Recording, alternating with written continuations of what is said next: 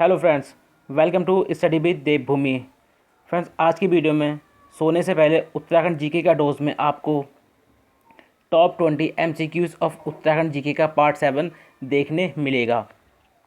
इस वीडियो में हम रेगुलर ये वीडियो आपको 9 बजे मिल जाती है, लेकिन चार दिन से ये वीडियो आपको नहीं मिल पा रही थी। उसकी वजह यह है कि मेरी तबीयत ख़राब थी, जिसकी वजह से मैं ये वीडियो नहीं बना पा रहा था, जिसमें आपको रेगुलर उत्तराखंड जीके के 20 मोस्ट इम्पोर्टेंट क्वेश्चन देखने को मिलते हैं। गाइज़, अगर आपको हमारा चैनल पसंद आता है तो आप हमारे चैनल स्टडी विद देवभूमि को सब्सक्राइब कर सकते हैं। उसके अलावा अगर आप फेसबुक पेज भी हमारा फॉलो करना चाहते हैं तो कर सकते हैं, क्योंकि हम अपने फेसबुक पेज स्टडी विद देवभूमि पर भी उत्तराखंड जीके, सामान्य Hindi, current affairs, general knowledge से रिलेटेड भी वीडियो अपलोड करते हैं। उसके अलावा अगर आप वीडियो ना देखकर पोस्ट पढ़ना पसंद करते हैं तो आप हमारी वेबसाइट studyviddevbhumi.in को भी फॉलो कर सकते हैं। तो आप हमारे YouTube channel study with Devbhumi, Facebook page study with Devbhumi और वेबसाइट studyviddevbhumi.in, इन तीनों को फॉलो कर सकते हैं। तो चलिए, ज़्यादा टाइम ना ख़राब करते हुए वीडियो को शुरू कर लेते हैं।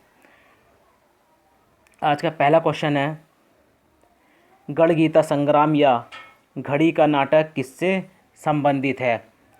ठीक है, गढ़ी का है गाइस, थोड़ा ठीक है, ये टाइपिंग में गलती होगी, ये गढ़ी का, ठीक है, गढ़िका का नाटक, ठीक है। गढ़गीता संग्राम या गढ़िका का नाटक किससे संबंधित है? तो गाइस, ये संबंधित है मोलाराम से। किससे संबंधित है?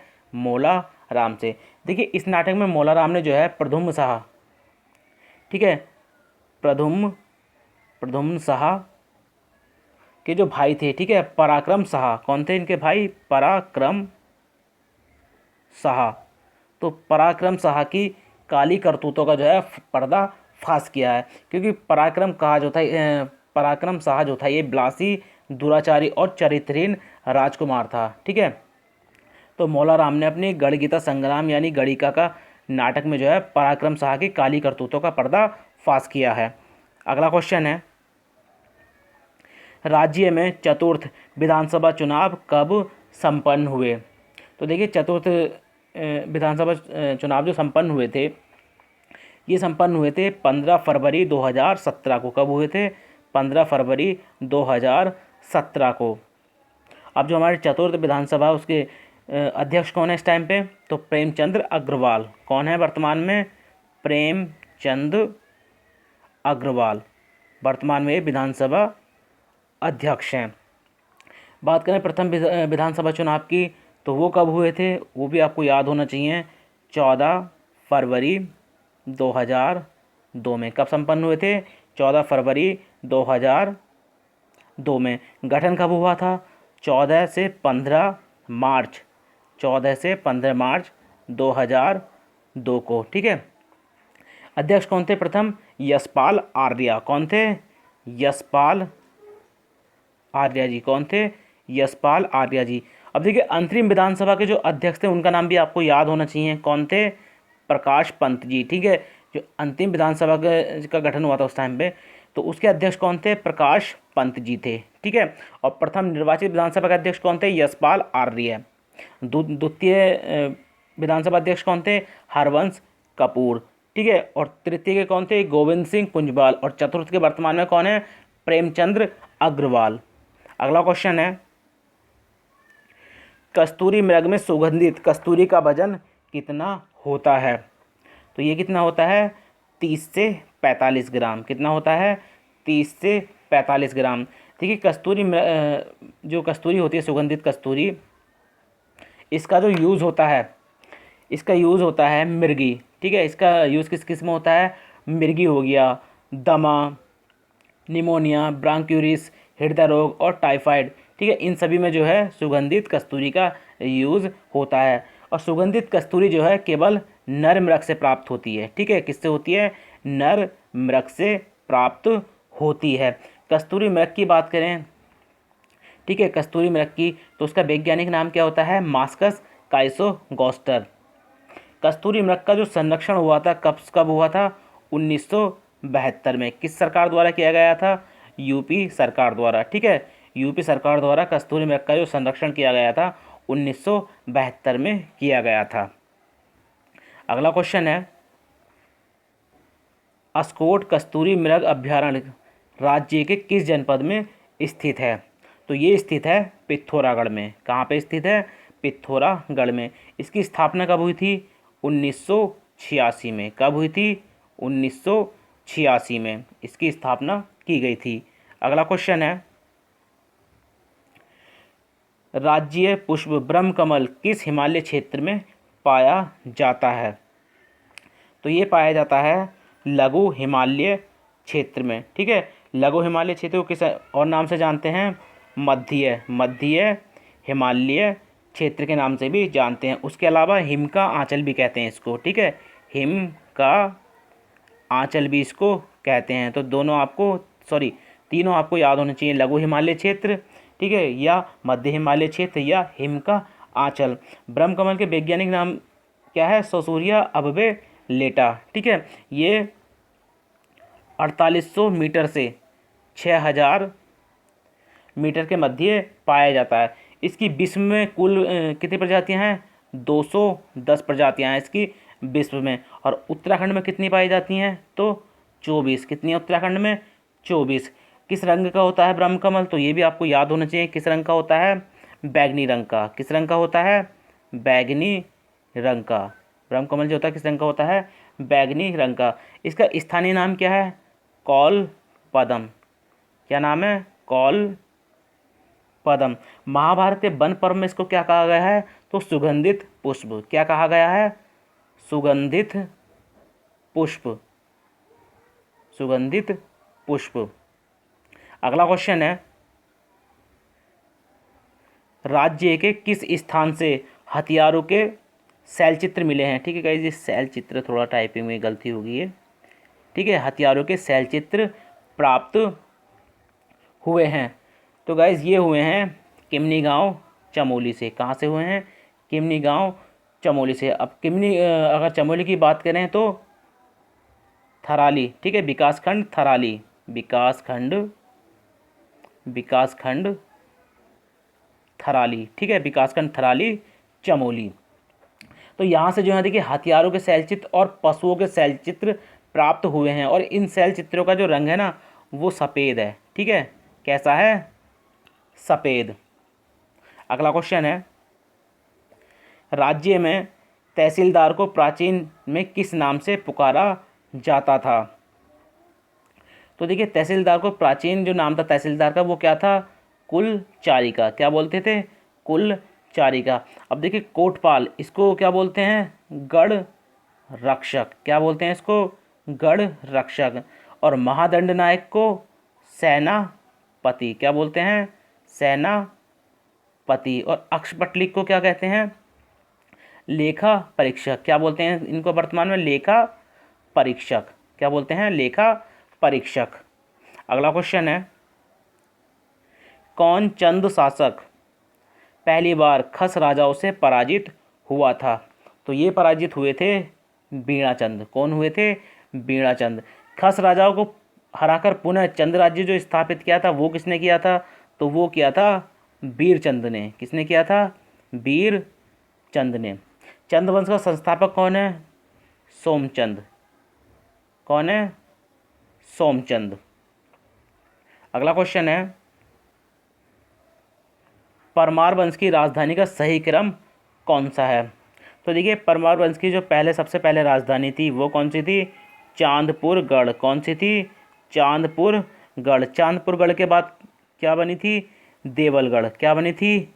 देवलगढ़। देवलगढ़ के बाद क्या थी? श्रीनगर। ठीक है, फिर सुदर्शन शाह ने अपनी राजधानी श्रीनगर से कहाँ पे स्थानांतरित की थी? तो ये भी आपको याद होना चाहिए, टिहरी। कहाँ स्थानांतरित की थी?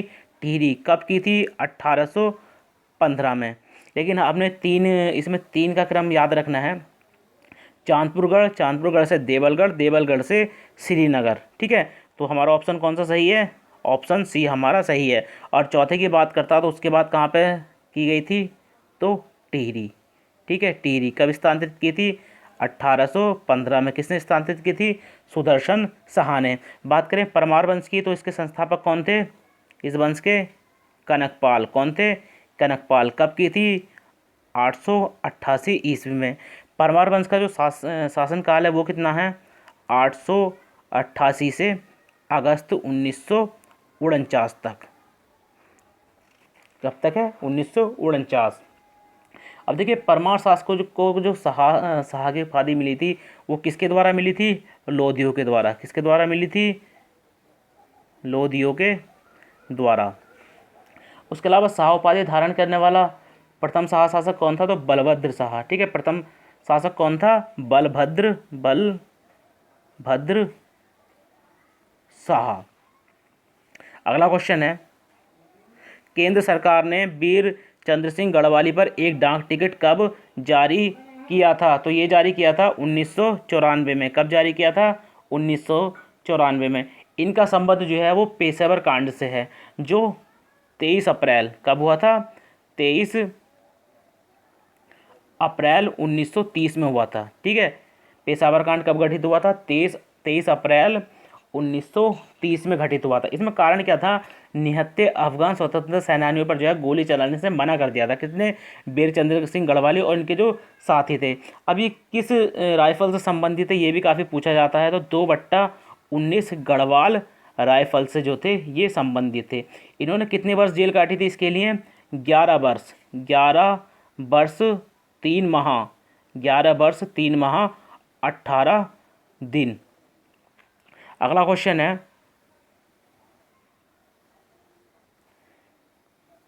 राज्य में स्थित लक्ष्मी आश्रम की स्थापना कब हुई, तो देखिए राज्य में लक्ष्मी आश्रम की जो स्थापना हुई थी ये हुई थी 1941 में। कब हुई थी, 1941 में। कहाँ पे की गई थी, तो ये भी आपको याद होना चाहिए, कौशानी बागेश्वर में। कहाँ पे की गई थी, कौशानी बागेश्वर में। इसकी जो संस्थापक थी बिरडे शिष्या सरला बहन। ठीक है, नाम आपको याद रखना है, सरला बहन। इनका उपनाम क्या है ये आप हमें कमेंट के माध्यम से बताएंगे। लक्ष्मी आश्रम से जुड़ी दो जो अन्य बहनें हैं उनका नाम भी आपको बताना है। ठीक है, एक तो बिरडे शिष्या सरला बहन का आपको उपनाम बताना है, और लक्ष्मी आश्रम से जुड़ी 2 अन्य बहनें जो थीं उनका नाम भी आपने बताना है कमेंट के माध्यम से। अगला क्वेश्चन है, राज्य में गैरसैंण की समुद्र तल से ऊंचाई कितनी है, तो ये है 5360 मीटर। कितनी है, 5360 मीटर। देखिए ब्रिटिश गढ़वाल के, ठीक है, चांदपुर परगने, ठीक है, चांदपुर परगने की लोहबा पट्टी, ठीक है, लोहबा पट्टी ही वर्तमान में जो है गैरसैंण है। ठीक है, चांदपुर परगने की लोहबा पट्टी ही वर्तमान गैरसैंण है। ठीक है, गैरसैंण जो है दूतातोली और 82 पर्वत श्रृंखलाओं से घिरी हुई है। अगला क्वेश्चन है,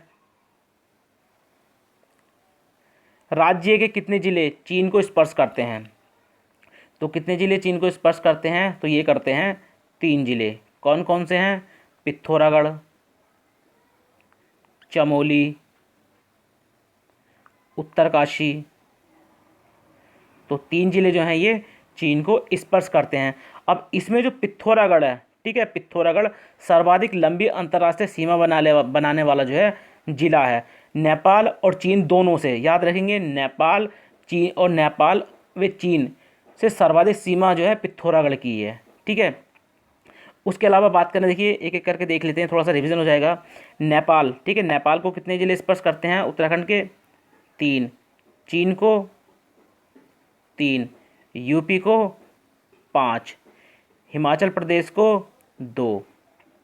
सर्वाधिक राज्यों को जो स्पर्श करने वाला जिला है वो कौन सा है, तो वो है देहरादून। कौन सा है, देहरादून, जो हिमाचल प्रदेश और यूपी को स्पर्श करता है। अगला क्वेश्चन है, राज्य में किस ऋतु को स्युंद कहा जाता है, तो ये कहा जाता है शीत ऋतु को। स्युंद या शीतकला, आपको सिंधु मिलेगा ऑप्शन में, या मिलेगा शीतकला। उसके अलावा ग्रीष्म ऋतु की बात करें, ग्रीष्म ऋतु की, तो इसको बोलते हैं रूढ़ी या खरसाऊ। क्या बोलते हैं, रूढ़ी या खरसाऊ। वर्षा ऋतु को क्या बोलते हैं, बसगाल या चौमासा, क्या बोलते हैं, बसगाल या चौमासा। शीत ऋतु को शिशुंदी या शीतकाल। अगला क्वेश्चन है, उत्तराखंड में विश्व के कुल भूकंप के कितने प्रतिशत भूकंप आते हैं? तो ये आते हैं 10%। कितने आते हैं? 10%। ठीक है, विश्व के कुल भूकंप में से 10% जो है वो उत्तराखंड में ही आते हैं। और भारत की बात करें तो भारत के सभी मतलब पूरे भारत की तो 68% जो है वो उत्तराखंड में आते हैं भूकंप। अगला क्वेश्चन है, गौरी गंगा किसकी सहायक नदी है? तो देखिए गौरी गंगा जो है ये काली नदी, ठीक है, काली नदी की जो है सहायक नदी है। काली नदी की सहायक नदियों की बात करें तो कुठी यांगटी, ठीक है, कुठी यांगटी, पूर्वी धौली गंगा, उसके बाद है गौरी गंगा, सरयू, लोहावती, लधिया। तो ये जो है काली नदी की प्रमुख सहायक नदियां हैं। अगला क्वेश्चन है, निम्नलिखित में से कौन सा सही है? गोला नदी। तो देखिए गोला नदी जो लिपू लेक से नहीं निकलती है, कहाँ से निकलती है? पहाड़ पानी से। कहाँ से निकलती है? पहाड़ पानी से। उसके बाद गौरी गंगा की बात करें तो ये कहाँ से निकलती है? नंदा घुंटी से नहीं निकलती। कहाँ से निकलती है? मिलम। कहाँ से निकलती है? मिलम। बात करें भागीरथी की तो भागीरथी कहाँ से निकलती है? गोमुख। कहाँ से निकलती है? गोमुख। पूर्वी रामगंगा ये पोटिंग से निकलती है। तो ये हमारा सही है, ऑप्शन डी हमारा सही है। अगला क्वेश्चन है, राज्य में मलवा ताल किस जिले में स्थित है? तो ये किस जिले में स्थित है? नैनीताल में। कहाँ पे स्थित है? नैनीताल में। देखिए नैनीताल में एक सड़िया ताल भी है, सड़िया ताल या सड़िया ताल। उसके अलावा एक है हरीश ताल, ठीक है। और बाकी तो आपको पता ही है, मेन आप कमेंट के माध्यम से भी हमको बता सकते हैं नैनीताल के कितने प्रमुख ताल हैं। अगला क्वेश्चन है, निम्नलिखित में से गर्म जलकुंड कौन सा है? तो देखिए गर्म जलकुंड की बात हो रही थी, कौन सा है? गौरी जलकुंड, जो कहाँ पे है? रुद्रप्रयाग में। उसके अलावा नंदीकुंड रुद्रप्रयाग, नागकुंड चमोली, सूर्यकुंड पिथौरागढ़। ये कैसे हैं? ठंडे जलकुंड हैं। देखिए एक गौरी कुंड, ठीक है, एक गौरी कुंड जो है वो चमोली में भी है, कभी आपको कन्फ्यूज़न हो। जो चमोली वाला है वो ठंडा जलकुंड है, और जो रुद्रप्रयाग वाला गौरी कुंड है वो कैसा है? तो वो गर्म जलकुंड है। उसके अलावा देखिए एक सूर्यकुंड पिथौरागढ़ में है, तो ये जो है ठंडा है। एक सूर्यकुंड यमुनोत्री वाला जो है, ठीक है, सूर्यकुंड यमुनोत्री वाला जो है वो कैसा है? गर्म जलकुंड है। कैसा कुंड है? गर्म जलकुंड है। अगला क्वेश्चन है, आज का अंतिम क्वेश्चन, किसे देहरादून का सुल्तान कहा जाता है? तो ये कहा जाता है महावीर त्यागी को, ठीक है, महावीर त्यागी को जो है देहरादून का सुल्तान कहा जाता है। इनके अलावा देख लेते हैं, सुरेंद्र सिंह भंडारी को किस नाम से जाना जाता है? तो इनको कहा जाता है उत्तराखंड एक्सप्रेस। हर्षदेव ओली की बात करें तो इनको क्या कहा जाता है? मुसोलिनी या शेर, ठीक है, मुसोलिनी या शेर। उसके अलावा बात करें मुकुंद राम बर्थवाल की तो इनको क्या बोला जाता है? देवज्ञ। क्या बोला जाता है इनको? देवज्ञ। तो गाइज ये थे उत्तराखंड जीके के 20 मोस्ट इंपॉर्टेंट क्वेश्चन जो आपके आने वाले एग्जाम में आपकी काफ़ी मदद कर सकते हैं। हमने आपसे जितने भी इसमें क्वेश्चन किए हैं उनका आंसर आप हमें कमेंट के माध्यम से दे सकते हैं। आप देखिए जिसका भी आंसर कमेंट के माध्यम से करेंगे आपका रिवीजन भी हो जाएगा और आप उस क्वेश्चन को फिर कभी भूल नहीं पाएंगे। अगर आपको वीडियो 1% भी अच्छी लगती है, ठीक है, अगर आपको वीडियो 1% भी अच्छी लगती है तो आप वीडियो को व्हाट्सअप, फेसबुक, इंस्टाग्राम, ट्विटर या इसके अलावा जो भी सोशल नेटवर्किंग है साइट हैं आप उन पर जो है वीडियो को शेयर कर सकते हैं। अगर अभी तक आपने हमारे चैनल को सब्सक्राइब नहीं किया तो आप हमारे चैनल स्टडी विद देवभूमि को सब्सक्राइब कर सकते हैं। जब चैनल को सब्सक्राइब करें तो बराबर में जो है एक बेल आइकन का जो है साइन आएगा, आप उस पर ज़रूर क्लिक कर लें ताकि आप कोई भी वीडियो को मिस ना कर पाएँ। तो चलिए गाइस, मिलते हैं अपनी नेक्स्ट वीडियो में। Thank you for watching.